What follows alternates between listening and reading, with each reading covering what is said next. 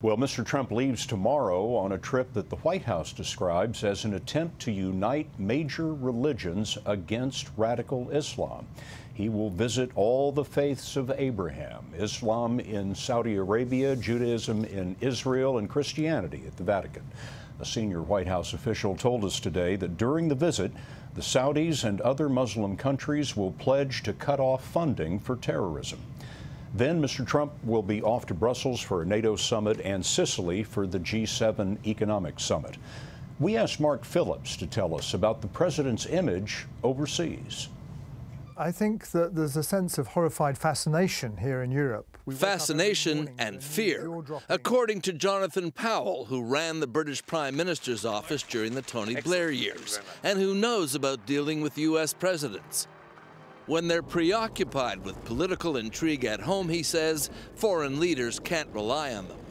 If this is going to be the next 2 or 3 years, totally consumed with these issues in Washington, unable to focus on international relations, that leaves a very serious vacuum.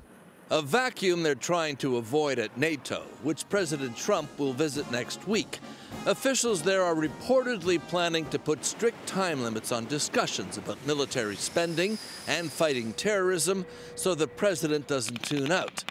But if there's a sense of anxiety, and here's the first one, there's a sense of humor regarding the president too. Donald Trump has long been the butt of jokes. Now satire shows find the material irresistible. And what was the official reason for this shock dismissal of James Comey? Because he's bad at his job. He's so bad at his job that I am still the president. That's it. TV satire is one thing.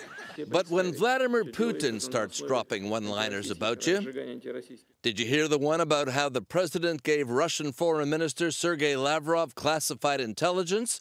I'll have to reprimand Lavrov, Putin joked this week, for not sharing those secrets with Russian intelligence. Lavrov seemed to find it hilarious. It's how you tell him.